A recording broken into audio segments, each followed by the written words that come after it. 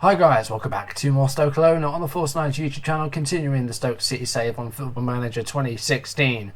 And we're looking very, very good in the league at the moment. I don't know how we're doing it, but we're sitting in 6th place. We have 2 games in hand over Everton in 5th. So I think we can definitely make a push for that 5th place spot and guarantee Europa League next season. We could mathematically still, get into that top 4. It's a big ask. If we win today, which is a game in hand away against Newcastle, if we win today, then we will be 5 points behind Man City in 4th. So it's going to be tough to break into that top 4, but it's doable. We just need those top 4 to drop points. A few developments off screen, managerial changes, January signings. I'm in 1st of March because there's just been an international break. And the Spurs game I was going to do was postponed because we had Bournemouth in the FA Cup. And we're doing very well in that. We're in the quarterfinals of the FA Cup. And if we win that, that will be my next live come after this probably. If we win that, then we will be going to Wembley for a semi-final. So I'm very looking forward to that if we can make it that far. That will definitely be a live come. We're on a very good cup run and we're in the last 8. So that's very big for me. So yeah, a lot of developments off screen. So what I'm first going to do is go through my January signings. I made 3. I'm still looking at this guy. I did try and sign him once, but he said that he wasn't interested in joining Stoke because of our reputation. But given the fact that we're pushing for Europe, hopefully that will change. But I'm just trying to make some bids for him. So transfer history. So going out, Jose Lu, I managed to loan to Lyon, and he's had a torrid time out there. He's not playing well at all. Moha, the other Barcelona player that they had, one of the many they got, has gone on loan to Nottingham Forest. Richard Dunn I released because basically, I tried to terminate his contract because he was terrible, and I don't know why I bought him, and just want to forget it ever happened. And he said, "Why do you want to terminate my contract?" And I said, "Because you're never going to play it, and you're not good enough." And he said, "I'm better than some of the rubbish you're happy to keep around here." And I was like, "I ain't having that." So I just released him on a free. Had to pay him a bit of compensation, but I was like, "Nah, get out." And Goy's gone on loan to Orlando. Bardsley's gone on loan to Derby. Shenton's gone on loan to Rotherham for a month. Teixeira has left for Trnava, who are a Slovakian team. So incoming, we've got a lone player from Bayern Munich, Jan Kirchhoff, defensive midfielder, German, 25. Looks pretty solid. And I almost got him permanently, but I thought, let's give him 6 months, and if he does well, then we'll get him. He is still transfer listed, I think. So, he's not done too bad, actually. He's got a 7.25 average rating. He's played 2 league games for me so far, and 2 cup games, and his average is pretty good at 7.25. So we'll see what happens with him. Paying £55,000 to loan him as well as wages, so £11,000 a month. Not too bad. Other 2 signings, I guess you could say, were panic buys. These were deadline day deals. I was still trying for Jeremy Menez, the AC Milan forward, but we did have it all sorted out. He was going to be our club record, 13.5 million, highest paid player. I wanted him, and unfortunately, when it came to the final day, we didn't have enough funds to get the transfer through, and it never came to fruition. So deadline day, I was looking around everywhere for a striker. I looked at Lucina Traore, which we all agreed, but then he found a work permit. I even looked at signing Danny Graham, but then I thought, no, that's been done already, so I don't want to do that. We ended up getting Mauro Zarate from West Ham, £2.5 million, which is a very small sum for a good player, Chilean striker. Only been capped once for them though, so that's that. Good finisher with the ball, and his first touch and free kicks are good technique. So I'm happy that I got him for this much. He's going to start today's game because we've lost Kirchhoff due to injury for this game, so we're going to go back to our 4-4-2. I've been doing a different formation with a 4-1-2-3. So 4-1-2-3. So we're going back to a 2-striker formation. Zarate is going to start. He's played 1 game off the bench in the league, and he scored in it. No, he didn't. He scored in the cup, but he's had a couple of games off the bench. Hasn't done too bad. He hasn't had a lot of time to do a lot, but he scored off the bench in our cup game, so that's good. Other signing, Callum McManaman from West Brom. Fans are a bit unhappy about this one because West Brom apparently is a rival of Stoke, so I don't see how that works because Stoke isn't in the Midlands, really, is it? It's a bit further north than that. But we got him from West Brom, £2.3 million. I wanted a right winger because we sold John Waters, of course. Got £500,000 for him, which was good. I think I mentioned that. But yeah, he's got good potential. Callum McManaman as you can see, he can play in a couple of places. He's got good pace. And yeah, so I'm happy with the signing of McManaman. Uncapped for England. I wonder if that will change anytime soon. He fell out of favour a bit at West Brom. He only played one game in the first half of the season, and he got a 6.8 in it, and that was off the bench. So yeah, hasn't had a great deal of hasn't had hardly any playing time at West Brom. There's a couple of games off the bench as well, and him and Zarate scored in the same game in that West Brom Cup game. Okay, so the next thing to talk about is the games played off screen. I played 5 games. Of course, I said I was going to do the Spurs game, which was there. It was on the 21st, and that didn't get moved for a while because Bournemouth had a replay to do with Burton Albion. So, yeah, the Spurs game got postponed to April. And, yeah, we drew Bournemouth. They won their playoff. So, that's who we had in the Cup. And I'll come to that when we get to it. But, yeah, so our last live con, we beat Swansea 1-0 away. Michu got the only goal in the game. Game before that, which I played off screen, Leicester were managing this. Ranieri got sacked not long before that fixture because Leicester aren't doing very well. But yeah, I'll go through the manager movements in a minute because there's been a few and some interesting ones as well, which are a bit odd. So games off screen then. So the first game was a bit of a downer. We lost 2-0 at home to West Ham. 2 goals by Enner Valencia. First one coming after less than a minute, and the second one coming on the 24th minute. Ryan Shawcross was sent off after less than 2 minutes from kickoff in the second half. Straight red card for an off-the-ball incident, literally a minute into the second half. It was a straight red card, and I fined him a week's wages for it because it was obviously violent conduct. So I fined him, and he accepted it, and he got suspended for the next game. So, yeah, poor performance here, really bad. Just the one shot on target, and, yeah, it just wasn't a very good game at all, really. So that was a shame. Next game though, we knocked Liverpool out of the FA Cup. This was a 4th round tie. Better not happy for me as a Liverpool fan, but for the sake of the save, I had to win it, and we did. We knocked Liverpool out of the cup 2-0. Peter Crouch scored in the 27th minute, and Van Hinkel scored in the 51st minute. Started scoring goals now as Van Hinkel. It took a while to get into it, but he's getting his name on the score sheet now, and we might have a look at making Van Hinkel a permanent transfer in the summer, but we'll see what happens with that. Next game, we faced Ipswich. God, wrong team. Norwich. It's in East Anglia, but yeah, wrong one. We faced Norwich away from home, and we won 3-1. We went behind in this game as well. They signed Charlie Austin from QPR for a very small sum. I know he's going to be available for free in the summer, but they paid $3.7 million for him. Someone that scored 18 league goals last season. So yeah, he scored their first goal. 4 minutes later, Affalay equalised for us, 15th minute, and then halfway through the first half, Crouch made it 2-1, so a very quick turnaround. And in the second half, Shaqiri scored to make it 3, and yeah, we dominated the game after their goal, much better. Wisdom had a terrible game at right back. He's more of a centre back anyway. I don't know why he's playing there. Fantastic result against the leaders Man United here. They are leading the league by 10 points. We drew 2-2 with them at the Britannia. We were 1-0 up. Affalay is scoring a lot at the moment. As is Shaqiri. These two have been absolute monsters on the wings. Affalay scored in the 6th minute.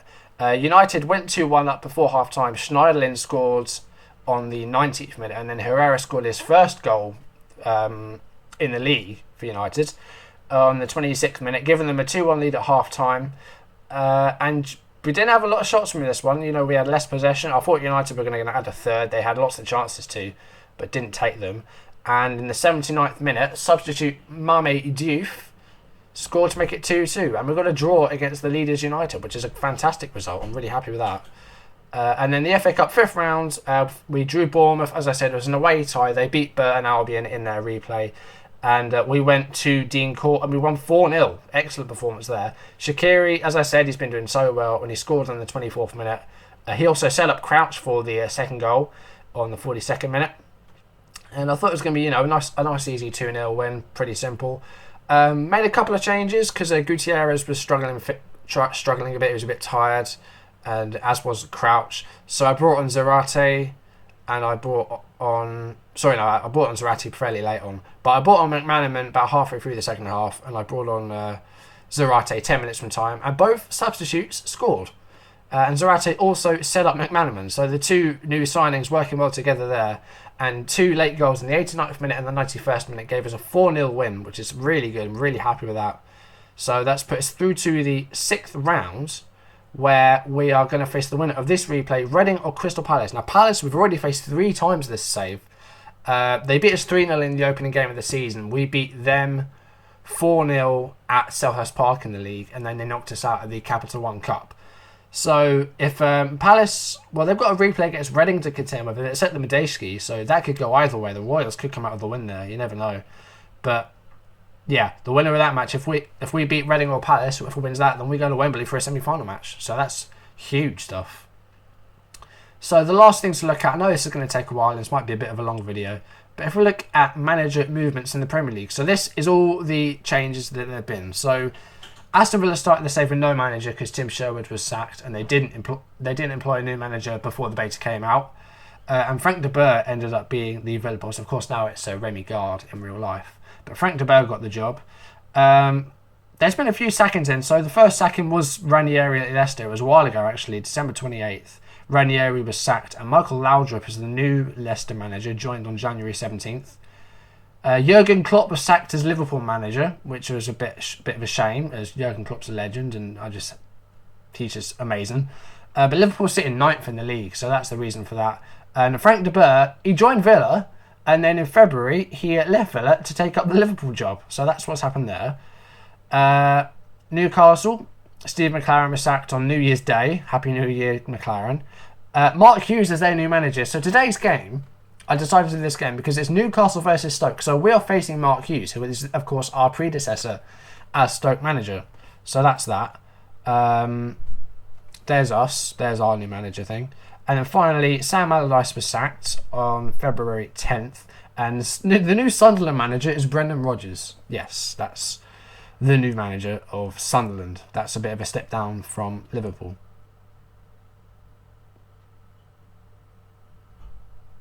So that's all the technicalities out the way. So let's actually go on to today's game now. Going to take a while, but here it is. So, the replays today as well. So we'll find out who we face in the quarterfinal today as well. So we've won both matches against Newcastle so far. I think we faced them in... Did we face them in the cup before or something? Or... I can't remember. Never mind. So they're playing a 4-4-1-1 it seems. Now we're going to revert to our 4-4-2-2. Because Kirchhoff has only just come back from injury. So what we'll actually do... We're gonna play Glenn Whelan, I think. We're going to bring Bojan back from the bench. Onto the bench. So we're gonna play Glenn Whelan as a ball-winning midfielder on defend, and there's not a lot else here I want to change. I don't think because we're looking very good. Team is in form. Botland, his average rating doesn't say a lot, but he's saved 3 penalties so far this season. He's actually done very well. He's played every minute so far. And elsewhere, the team's performing very well. Even our Glenn Johnson, he started off really badly. But since he's come back in after being dropped, he's actually not done a great deal wrong. So most of the team here is averaging over 7 in terms of their last 5 games. So yeah, we're looking very good. And we win this match and we go 5th. So that's very important. I'll show you the table afterwards as well. So here we go. So Newcastle's 11 is Tim Krul, Paul Dummett, Colaccini, Chancel Mbemba, Janmat, Florian Thauvin, Jack Colback, Cheick Tiote, who's unhappy, Moussa Sissoko, Sim de Jong, and Jose Perez. On the bench, you've got Rob Elliott, Lascelles, Marvo, Riviere, Aarons, Williamson, and Mitrovic. Okay, so I know I said I was going to go with the 2 strikers and start Zarate, but this formation's working so well, so I don't want to spoil it. So I brought in Whelan as the defensive midfielder for the unfit Kirchhoff. Almost forgot his name for a second there. New signing. So our team is there: Spotland, Oviedo, Vosguide, Shawcross, Johnson, Whelan, Van Hinkel, Gutierrez, Affalay, Shaqiri, and Crouch up front. So pick up where you left off from that cup win, and this should be a good win. Hopefully. Newcastle are down in 18th. They're in the relegation zone as well. And it's them that kick off. We're on counter, we're on structured, and the instructions we've got set are these ones. I'm going to make a couple of changes though. We're going to do that. And let's see if we can get a win here. Early highlight here. Sissoko on the ball for Newcastle. Only 2 minutes in. Sim de Jong on the ball. Finds Thauvin in space on the left wing. Who, I don't know how he's doing in real life. I don't know if he's actually played at all, has he? I don't know. I haven't really been keeping track of the lead for a while. Sim de Jong with a header, I think it was. Butland with a save. And we're going to see a highlight of that. Replay, rather. That's what I meant. So here's the replay. Apparently it was the woodwork. It wasn't Butland, but this was the first chance of the match. It was crossed over and Perez won the ball in that instance. And it wasn't Butland. It was actually De Jong headed off the crossbar, so he should have put that away, really. Gutierrez now passes to Glenn Johnson. Going to get a crossway. He's found Shaqiri, who's been dispossessed, but Johnson passes to Gutierrez. Crouches there, and straight up the other end, we've got a lead. It's 1-0, and there's less than 4 minutes played. So that's a very good start. That's why we're on counter. Gutierrez won the ball, passed to Crouch. Crouch, first time with the right foot, scores. It's 1-0. And against our Stoke's former manager, Mark Hughes, we've got a 1-0 lead. Possession's not great though. I know we're playing counter, but we should be. I want to be getting more possession. That's one of the things I want to do. If we're going to start playing like Barcelona, hence the name Stokelona, we need to start playing with a bit more possession than we are. Because there's not a lot of games where we're actually leading in possession at the moment. I think the Bournemouth game, it was almost level. Like I think we had 50-50 possession and the same number of shots, but we just scored 4 goals and they didn't score any. That was a terrible pass by Gutierrez there. Van Hinkel, rather. He's 15. I never keep track of which number's which. Perez is through. He must have been offside, surely. Yeah. Let's say that. He must have been offside. Let's see that again, though. But like De Jong managed to get across. Oh, he was like 3 yards offside. If that had been counted, I think I would have just quit right there. 25 minutes played now. Shaqiri, okay. I was going to say Shaqiri on the ball, but he lost it straight away. Here's Tovan. Gets past, that's a goal, definitely. Got past Oviedo and put the ball in, and De Jong scored his 10th goal of the season. So he's been doing well for Newcastle. That's knocked us down to 7th place. That's not really what we wanted. And it's now 1-1. Butland with a goal kick, though. Gutierrez on the header. Here's Crouch. Shaqiri. And he loses out there. Perez on the ball now. Perez seems to be snapped up by a lot of... oh, God. Okay, look, it's rebounds. Rebounds are back in Football Manager. And they're now 2-1 up. See, Butler made the first stop and he ended up going into the goal himself. Perez should not have been allowed. That was a great save to be fair, but Tiote was the first one to it. Half time, it's 2-1. I'm going to control mentality and I'm going to say show me something else in the second half. Yeah, not great. I'm not going to change anything though, not just yet. Shaqiri hasn't played very well so far. What's happening now? He's been one of our best players in recent games. Now we stop playing. Okay, we're misplacing passes, and that's 3-1. Deary me. Right. Let's try pumping the ball into the box instead of going to the flanks, because that's not working. And we're now 3-1 down against 18th place Newcastle. We want to break into the Europa League places here, and we're being beaten by someone who's in the relegation zone. This is not good. Fullbacks are not really helping me out here. Neither is Van Hinkel, is not doing very well. Right, we're going to bring on McManaman for Shaqiri. And we're also going to change something on the left. We're going to bring on Muniesa for Oviedo. Because both of those are playing well. And Oviedo's been starting more games recently. But double change, because things need to change here. We need to be doing better than we are. We're on attacking now as well. But yeah, Newcastle have very much been better in this game. Not quite sure where we went. Affalay, the cross was blocked. Here's Rolando Aarons. Muniesa now to Gutierrez. Whelan. Crouch. Zarate. Shot was blocked. We got a corner out of it. But there's 7 minutes left and we need 2 goals to get a point back. Affalay on the ball now. Finds Glenn Whelan. Back to Gutierrez. Whelan. McManaman. Not quite sure what he was trying to do there. Didn't work, whatever it was. Nah, alright. Nah. Joe, we haven't lost a game in a while live, so it doesn't matter that much. But there's 10 seconds left. And it's going to be a 3-1 defeat, which sucks. But this is bound to come to an end at some point. It's full time. It's a 3-1 defeat. Not ideal. They were disappointing, though. I'm far from pleased with what I saw. That wasn't the best result, really. And that's knocked us down to 7th. Spurs overtook us, and we could have done better there with that game in hand. But Unfortunately, hasn't gone our way. Liverpool were doing even worse. They lost 3-2 at home to Watford. No disrespect. No, they're no disrespect to Watford fans, but that's bad. And we face Spurs very soon as well. That could have been today's game, so that's going to be an important game. But yeah, yeah, that's a poor defeat, really. That's a bit annoying. I'm going to end this video quickly because I've been recording for a while now, and people are upstairs. Disappointing claps. Yeah, I'll go with that.